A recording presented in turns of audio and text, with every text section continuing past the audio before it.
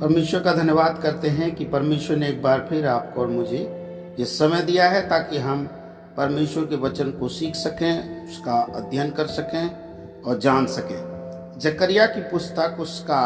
8 अध्याय उसके 19 वचन में ऐसे लिखा हुआ है, सेनाओं का यहोवा यूं कहता है, चौथा, पांचवा, सातवां और 10वें महीने में जो उपवास के दिन होते हैं वे यहूदा के घराने के लिए हर्ष और आनंद और उत्सव के पर्वों के दिन हो जाएंगे। इसलिए अब तुम सच्चाई और मेल मिलाप से प्रीति रखो। यहाँ बहुत ही अद्भुत बात बताई गई है। ये जो वचन है उपवास के विषय में है। यहाँ परमेश्वर इजरायलियों से ये कह रहा है कि जो उपवास और प्रार्थना तुम जो महीने में, चौथे महीने में, 5वें महीने में और 7वें महीने और 10वें महीने में करते हो, वो उपवास जो है तुम्हारे लिए, यहूदा के घराने के लिए हर्ष और आनंद का और उत्सव के पर्वों के दिन हो जाएंगे। तो ये वचन के द्वारा से हमें क्या शिक्षा मिलती है? आत्मिक शिक्षा हमको ये मिलती है कि जिस प्रकार से यहूदा के घराने के लोग उपवास, प्रार्थना और दीनता होकर परमेश्वर के सामने में अपने आप को रखते थे और वो परमेश्वर उन्हें आश्वासन दे रहे हैं कि तुम्हारी जितनी भी उपवास हैं जो मेरे सामने में किए गए हैं वे हर्ष और आनंद का और जो है उत्सव के पर्वों के दिन हो जाएंगे। मतलब वो इस प्रकार से उपवास जो है ग्रहण किए जाएंगे और तुम्हारा उपवास जो है हर्ष का कारण बनेगा, आनंद का कारण बनेगा और पर्वों के दिन हो जाएंगे। जिस प्रकार से पर्व को मनाया जाता है, उस समय में तैयारियां होती हैं, खुशी होती है,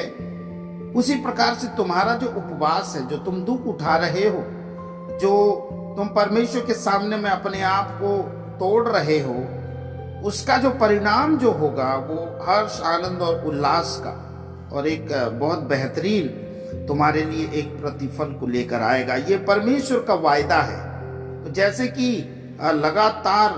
प्रभु के उपस्थिति में कई लोग जो है 40 दिनों का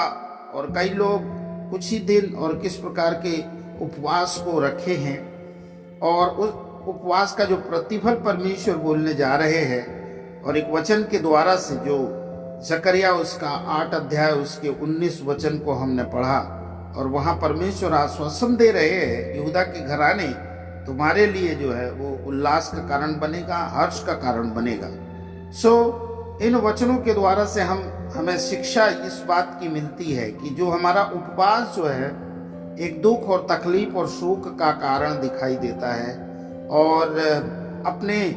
पापों को हम जब परमेश्वर के सामने में मान रहे हैं, अपने शरीरों को दुख दे रहे हैं, तो परमेश्वर उसका प्रतिफल जो है देना चाह रहा है। उसने कहा है कि ये जो उपवास है, ये उपवास तुम्हारे लिए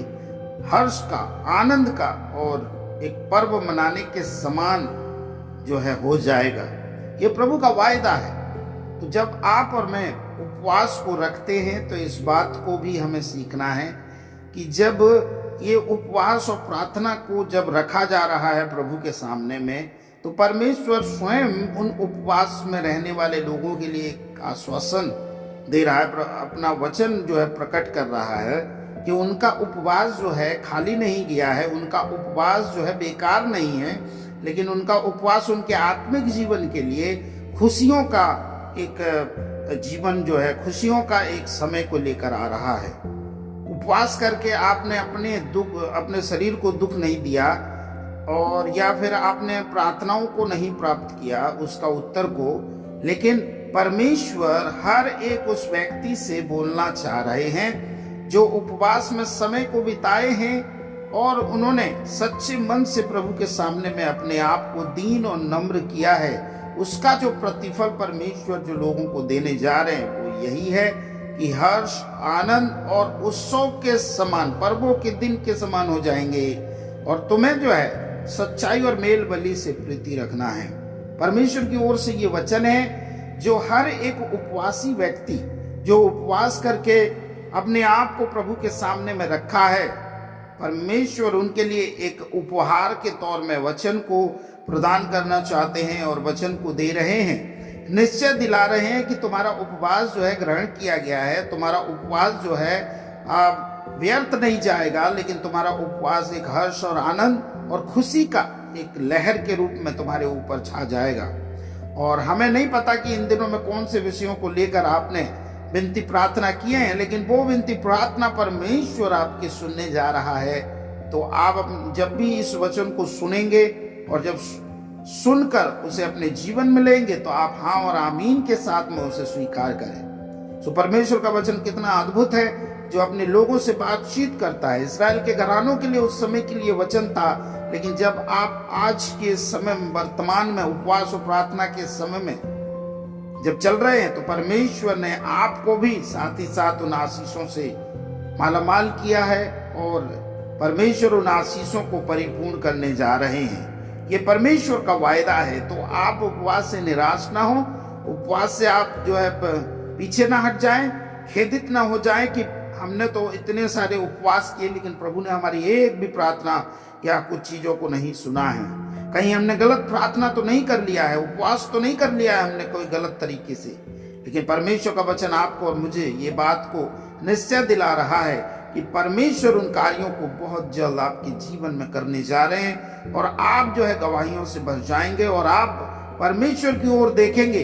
और परमेश्वर से आप जो है दुहाई देंगे, परमेश्वर को आप धन्यवाद देंगे कि परमेश्वर हम ये जो समय तूने रखा, ये जो उपवास और प्रार्थना करने के लिए आपने बल सामर्थ दिया, इसके द्वारा से हमारी ही भलाई हुई है। प्रभु तेरा धन्यवाद करते हैं पिता परमेश्वर। आप इस प्रकार की बातों को प्रभु के सामने में रखने जा रहे हैं। सो प्रभु के प्रिय लोगों, इन सच्चे वचनों के द्वारा से आज ये परमेश्वर का धन्यवाद करें कि परमेश्वर अपने वचनों के द्वारा से आपसे मेरे से बातें की हैं।